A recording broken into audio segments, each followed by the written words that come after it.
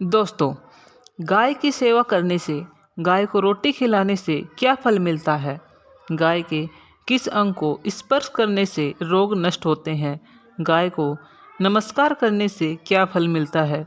इसके मनुष्य को कितने फायदे मिलते हैं?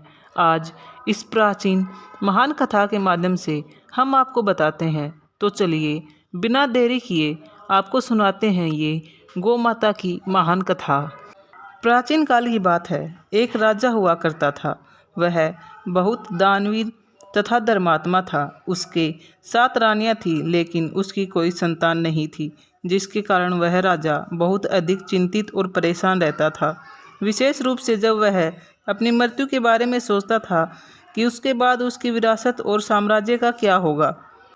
एक दिन राजा के दरबार में एक फकीर आया, जो अपनी चमत्कारिक शक्तियों से किसी का भी भूत व भविष्य बता सकता था। राजा ने उस फकीर से हाथ जोड़कर विनती की तथा कहा कि हे मान्यवर, कृपया आप मेरा भूतकाल देखकर बताइए कि मैंने ऐसा कौन सा पाप कर्म किया है कि मुझे पुत्र रत्न की प्राप्ति नहीं हो रही। फकीर ने अपनी आंखें बंद करके राजा का भूतकाल देखने लगा और थोड़ी देर बाद राजा से बोला, हे राजन, आपके पूर्व जन्म के पाप कर्मों का फल आपको इस जन्म में मिल रहा है। आप पूर्व जन्म में एक किसान थे और गायों का पालन कर अपनी जीविका यापन करते थे। आपके पास बहुत गायें थीं, लेकिन आपने किसी भी एक गाय की सेवा नहीं की। किसी भी गाय को आपने अपने घर में बनी पहली रोटी नहीं खिलाई। जब भी कोई गाय दूध नहीं देती थी तो आप उन्हें अपशब्द बोलते थे। गायों के बछड़ों को आप बेच देते थे। हे राजन, गाय में 33 करोड़ देवी देवताओं का वास होता है। आपने एक गाय का अनादर ना करके 33 करोड़ देवी देवताओं का अनादर किया है। इसी कारण आपको पुत्र रत्न की प्राप्ति नहीं हो रही। यह सुनकर राजा उस फकीर के पैरों में गिर गया और कहने लगा, हे महात्मा, मुझसे बहुत बड़ी भूल हुई है। मैं अब अपनी गलती सुधारना चाहता हूँ। कृपया आप मुझे मार्ग दिखाइए।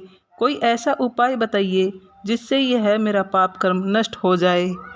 तब उस फकीर ने कहा, हे राजन, आप ही के नगर में एक गौशाला है जिसमें हजारों गायें रहती हैं। आप और आपकी 7 रानियां लगातार 1 महीने तक उन गायों की सेवा करें तो आपको 7 पुत्र रत्नों की प्राप्ति होगी। लेकिन ध्यान रहे, आपको गायों की सेवा शुद्ध मन से करनी है। इतना कहकर वह फकीर राजा के दरबार से चला गया। राजा अपनी 7 रानियों के पास गया और उसने आज जो दरबार में हुआ वह सब उनको बताया। राजा अपनी रानियों से माफ़ी मांगने लगा और बोला कि मेरे पाप कर्मों की वजह से आप सभी भी माँ बनने का सौभाग्य प्राप्त नहीं कर पाई। ये सब सुनकर सबसे बड़ी रानी बोली, नहीं राजन, ऐसा नहीं है। पति पत्नी के पाप और पुण्य एक दूसरे से जुड़े होते हैं। हम सभी मिलकर उन गायों की सेवा करेंगे। दूसरे दिन राजा व 7 रानियां गौशाला में पहुंच गई।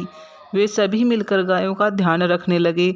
कोई उनके चारे का ध्यान रखता तो कोई उनको नहलाने का, कोई उनके बछड़ों का ध्यान रखता तो कोई उनकी पूजा पाठ का। धीरे धीरे करते 1 महीना बीत गया। जब महीने का आखिरी दिन आया तो अचानक से एक शेर गौशाला में घुस गया। शेर को देखकर गायें इधर उधर भागने लगी। राजा ने बिना देरी किए, बिना अपनी जान की परवाह किए शेर से भिड़ गया, लेकिन शेर राजा पर भारी पड़ता जा रहा था।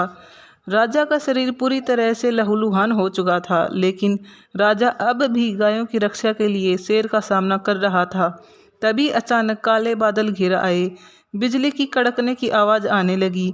तभी आकाशवाणी हुई कि हे राजन, हम आपकी और आपकी रानियों द्वारा की गई सेवा से बहुत प्रसन्न हैं। हम आपको वरदान देती हैं, आपको 7 पुत्र रत्नों की प्राप्ति हो। यह सब सुनकर राजा और रानियां बहुत खुश हुई। आकाशवाणी बंद होते ही मौसम बिल्कुल साफ हो गया और वहां से शेर भी गायब हो गया। राजा के शरीर पर भी कोई चोट या खून के निशान नहीं थे। सभी गायें पहले की तरह शांति से घूम रही थी। राजा समझ गया कि उसकी सेवा से उसके पाप कर्म नष्ट हो गए। राजा अपनी रानियों सहित महल वापस आ गया और 9 महीनों बाद राजा को एक साथ 7 पुत्र हुए। दोस्तों, गाय को हिंदू धर्म में माता का दर्जा दिया गया है। गाय की सेवा से पुण्य मिलता है। ऐसी मान्यता है कि अगर आप हर दिन गाय को रोटी खिलाते हैं तो आपके सारे कार्य सफल होंगे। साथ ही जीवन में सुख शांति व समृद्धि बनी रहती है। गाय में 33 करोड़ देवी देवताओं का वास होता है। ऐसे में घर में बनने वाली पहली रोटी गाय को खिलाने से देवताओं को भोग लगाने का फल मिलता है। आइए आपको बताते हैं कि रोटी खिलाने के क्या क्या नियम हैं। पहला, ग्रहों की शांति के लिए। अगर किसी की कुंडली में शनि या राहु केतु जैसे ग्रहों का दोष हो तो घर में बनी पहली रोटी गाय को खिलाने के अलावा आखिरी रोटी कुत्ते को खिलानी चाहिए। दूसरा, पारिवारिक शांति के लिए। अगर लड़ाई झगड़े और कलह बना रहता है तो पारिवारिक शांति के लिए आप हर दिन सुबह के समय पहली रोटी गाय को खिलाइए। ध्यान रहे कि गाय माता को कभी भी सूखी रोटी नहीं खिलानी चाहिए। इससे आपको रोटी खिलाने से मिलने वाला पुण्य प्राप्त नहीं होता। गाय को दी जाने वाली रोटी के साथ आप चीनी या गुड़ भी दे सकते हैं। तीसरा, धन लाभ के लिए। घर में आर्थिक तंगी रहती है तो आप घर में सुबह बनने वाली पहली रोटी को अलग निकाल लें। ज्योतिष के अनुसार इस रोटी के 4 टुकड़े कर एक गाय को, दूसरा कुत्ते को, तीसरा कौवे को और आखिरी टुकड़ा चौराहे पर फेंक दें तो घर की आर्थिक समस्या से निजात पा सकते हैं।